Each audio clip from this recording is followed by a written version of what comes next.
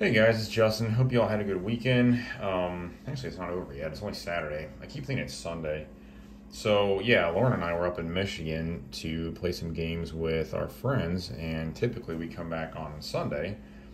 But this weekend we came back on Saturday because we have church stuff. I'm doing children's church. She's in the choir. So, anyway, we're kind of getting used to that different schedule when we go to Michigan. So, just got back tonight. Thought I would do a new video for you guys.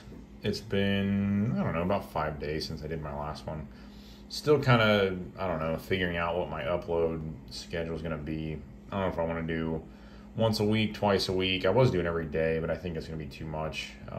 We've just been busy, and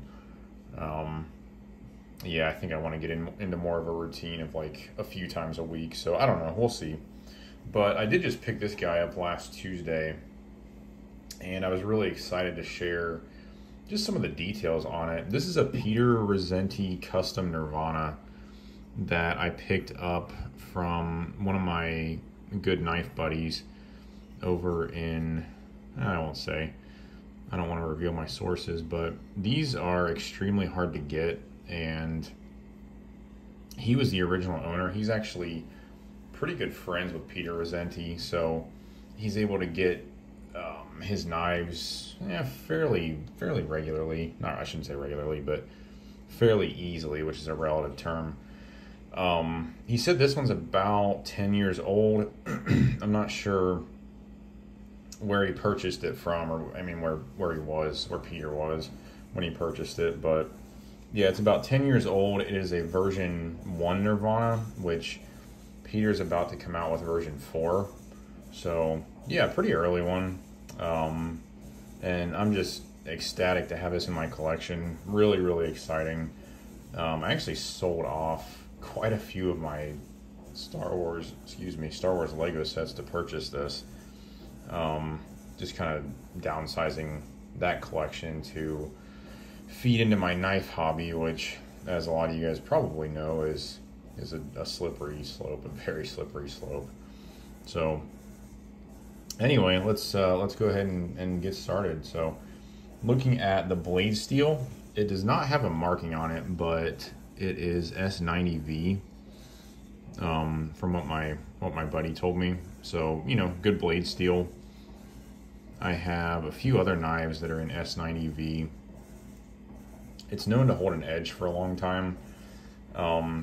It is a stainless steel, not the most stainless you can get, but yeah, good performance, good resistance to rust. So I gave the blade steel a score of an 8, which matches my score on the Benchmade 940-1, which is also an S90V. Of course, you know, the heat treatment's gonna affect how it performs, but as far as I can tell, these should perform pretty similarly. So give it an 8. Looking at the clip, this is actually probably my biggest, not gripe about this knife, but probably, in my opinion, the biggest downside of this knife. It's certainly not a bad clip. I mean, you can see here, plenty of ramp. It goes into the pocket fine. The retention's not, I mean, it's okay. You can see here. It sort of clicks against the frame. You can hear it a little bit. The biggest thing I don't like about this clip is you can see when you have the knife in the pocket, you have about that much that sticks out of the top of your pocket. So I'm just not a big fan of that. But it is okay. I mean, it functions fine. So I gave it a score of a 6. Looking at lock type, this is a frame lock knife. So you can see when you open it, the lock bar moves behind the blade so that you can't close it. Yeah, I mean, a lot of you guys are probably pretty familiar with the frame lock. It's very, very common in the knife world these days. So looking at the materials, this has, I mean, really nice materials. I mean, it's got the acid etched S90V blade, which has this cool design on it. The handle is titanium. You have the steel screws. Nothing too out of the ordinary when you consider other higher end knives, but you know, still very nice materials. So I gave it a score of a 9 for materials, which I had to look back the Chris Reeve Impinda is similar to this knife in materials, and I had also given that one a score of a 9. So just trying to maintain consistency. Looking at the size, this is actually a bigger knife than I thought it was. He makes a small Nirvana. This is the full size. I don't have the Buck 110 handy, but here is the Mannix. So you can see here the Nirvana is a good bit longer than the Mannix. Probably about, I don't know, about maybe 3/4 of an inch longer. Overall length on this is probably maybe around 9 inches. That's a pretty long knife. And then looking at thickness, it's long, but it's pretty thin. You can see here the FRN Mannix and the Nirvana are fairly similar in width. This is definitely heavier. I mean, it's a full titanium handle, but still not overly heavy, especially for the size of the knife. So yeah, I mean, when you carry it, you know it's there, but it's not going to pull your jeans down, you know, anything like that. So moving on to the action, this has a really nice action, and I think it's running on bearings. My friend wasn't sure. He thought it might be washers. It could be. I can't see between the scales because the fit is so tight, which I'll talk about in a minute. But I think it's running on bearings. But either way, it has a really nice action. Not quite like drop shutty, but you can see it, you know, it falls into the handle pretty easily, and you can spidey flick this. So yeah, it has a really nice action, very smooth, not gritty at all. So I give it a score of an 8 for the action.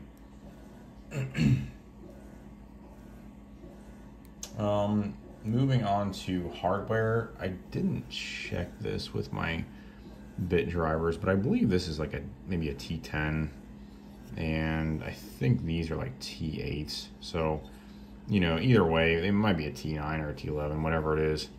Either way, they're both bigger screws, and those are the only screws in the handle. This is actually an integral knife, so you can see here the scale, but it's not really a scale, it's just one piece. So you don't have any break where the scales normally would be. There's no backspacer, it's just a single piece of titanium, which I'll give you guys kind of a close-up of the handle.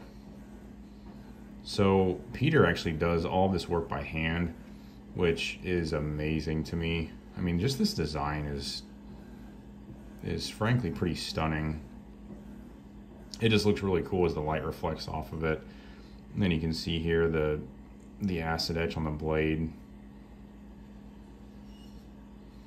And then here's the other side. So yeah, just as the light hits it differently, it just looks really, really cool. And then you can even see there with the ring light shining on it, it looks very unique. It looks different in person. Honestly, the titanium is lighter without the light shining on it like this.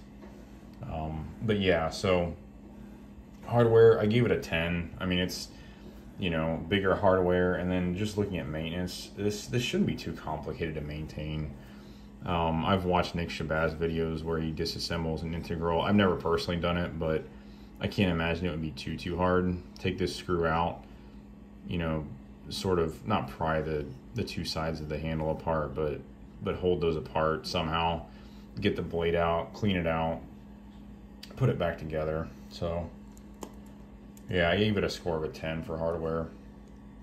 Moving on to price, I had trouble with this one.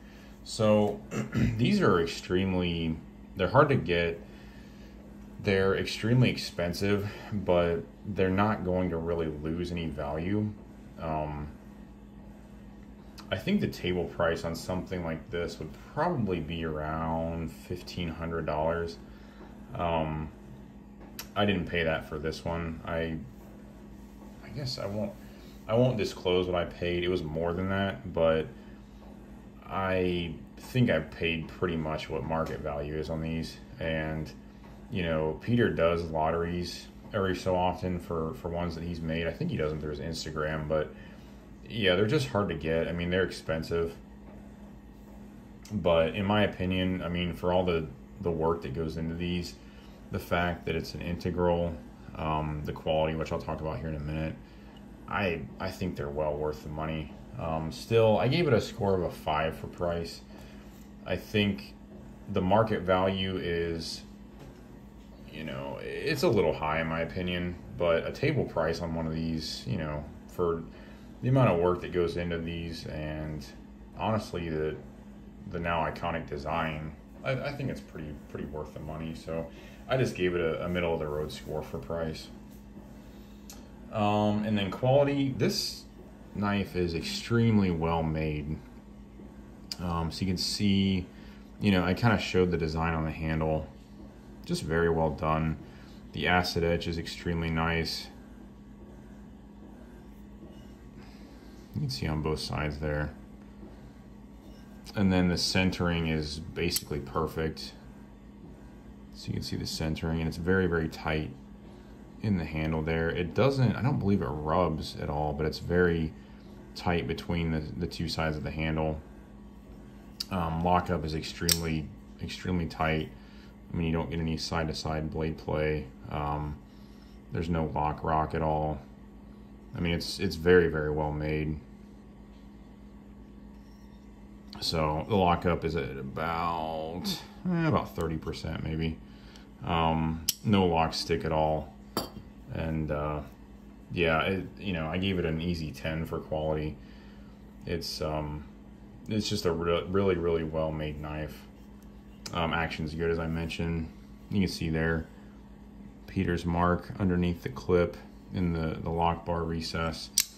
So yeah, anyway, that's my review of the Peter Rassenti Nirvana version 1. The total score was a 56, and but if you're just looking at my scores and you're trying to sort of gauge what you should buy off of those, in some cases, yeah, it makes sense to do that. In other cases, I would advise against it. I mean, this knife, yeah, 56 isn't the highest score I've ever given a knife, but this is probably top 5 favorite knives I've ever purchased, and I've bought a lot of knives. It's just a really, I don't know, like I said, it's an iconic design. It's extremely smooth.